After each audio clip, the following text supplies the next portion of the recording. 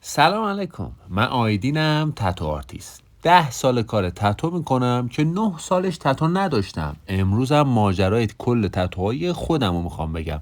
اول اینو بهت بگم که برخلاف این ظاهر ترسناک و خشن، هیچ خبری نیست و یه روحیه خیلی لطیف دارم و اکثر موقع دارم دلقک بازی در میارم که اموراتم بگذره و بگم خبری تو این دنیا نیست. بگو بخند، با رفیقات عشق کن. حالا بریم سراغ بعدی ها. من نمیدونم این حرکات ها با یه آدم که قدش 195 و 100 کیلو وزنشه چیه. ببین رفیق، داستان اونجا شروع شد که یه شب که میخواستم بخوابم به این فکر کردم که خب آیدین، تو 32 سالتو تا الان هیچ تتویی نزدی، با اینکه تتو کاری چرا نمیزنی؟ دلیلش یه چیزی بود، به خاطر حرف مردم. گفتم من ظاهر خشنی دارم، گوندم، اگر تتو هم زیاد بزنم مردم با هم خوب ارتباط نمیگیرن و مشکلاتی که توی ایران هست و برای اجاره کردن سالونا به مشکل میخورم.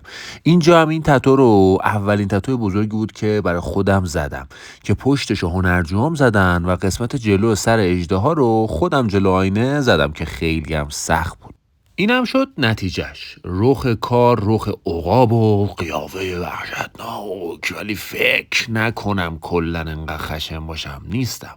بهتون بگم این تتو 3 روز طول کشید و 3 تا 10 ساعت بچه ها به من کمک کردن و من زدم که 3 بار تب کردم.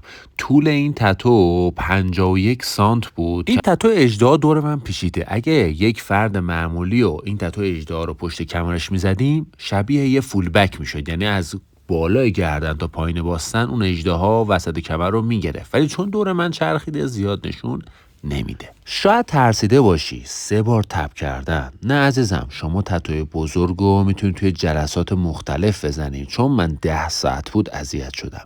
تتو اگر مثلا حدوداً تا 5 ساعت اجرا بشه خیلی قابل تحمل و راحتی.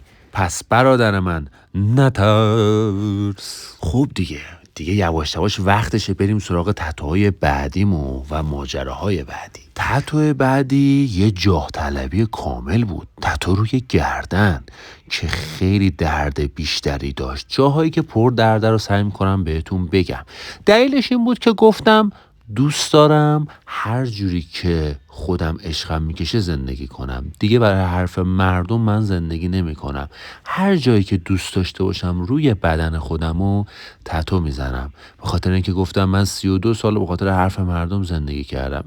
بعضی وقتا میگفتم ای کاش زودتر به این پختگی میرسیدم، ولی من یه نظری دارم. ماهی و هر موقع غذا بگیری تازه است. برای خودت زندگی کن، نه برای کسی دیگه. تو اکثر ریلزا و پستای اینستاگرام من خیلیا میگن تو موادی و گل مصرف میکنی و این چیزا. البته پستایی که توی اکسپلور خیلی ویو میگیرن. بذار از خودم بهت بگم. من از 6 سالگی ورزش کردم و 15 سال بسکتبال بازی کردم که توی هر سال یه مقام و مدالی آوردم. همیشه سعی کردم به مردم نشون بدم که من به عنوان یه هنرمند تتو آرتیست میتونم ورزش کنم و لایف استایل سالمی داشته باشم. من حتی سیگارم نمیکشم، ولی جلو قضاوت‌های مردم رو نمیشه گرفت. اینجا هم سالونی بود که توی سعادت آباد راه انداختم و خیلی خیلی خوشحال شدم. من خیلی تو این کار سختی کشیدم. امیدوارم که تمام این لحظات رو یادم بمونه و یادم موفقی باشم. خیلی از موقعا که تنها هم خیلی قصه و فکر و درگیری دارم. همه فکر میکنن که از بیرون زندگی خیلی خوبی دارم، ولی من خیلی به خودم سخت میگیرم. با این که به خودم میگم آیدین خبری نیست و سخت نگیر. بیشتر موقع با ورزش خیلی آروم میشم. اینجا هم که برای مادرم تتو زدم. توی ویدیوهای قبلی هم کلی ازش گفتم.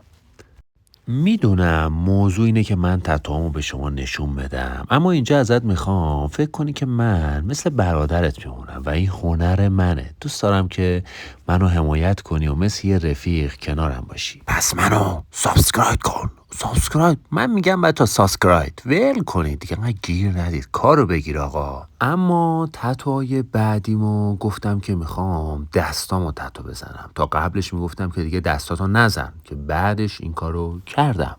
اینجا هم بهتون بگم که روی دست درد نداشتم. کلنم 1 ساعت زمان برد و فقط 5 دقیقه آخر یه مقدار اذیت شدم.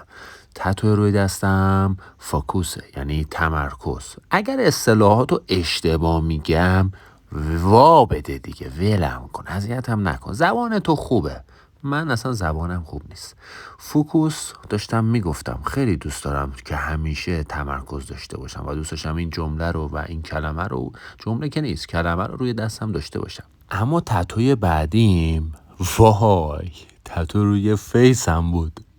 میدونستی غیر ممکن بود که تا پارسال من روی فیس بزنم. من اصلا قبول نمی کردم روی فیس کسی حتی تتو بزنم، چه روی فیس خودم. پس نگید ما فلان کارو نمی کنیم، مطمئن باش اون کارو می کنی. بگذریم از تتوی فیسم، بگذریم تتوی روی ساعد دستم، اسمش هست، اسم کلمش برنده. خیلی دوست دارم تو همه جا برنده باشم. میدونم خیلی شکست تو زندگیم خوردم، ولی اینو روی بدنم تتو کردم که بدونم برنده واقعی کسیه که داره از ثانیه و لحظات زندگیش لذت میبره. این برنده است. میزان دردشم اصلا میخوام اینجوری بهت بگم که اصلا درد نداشت. حالا قراره که تتوهای جدید و نواحی جدید روی بدن خودم و میزان دردش رو بهتون بگم. خوشحال میشم منو دنبال کنید.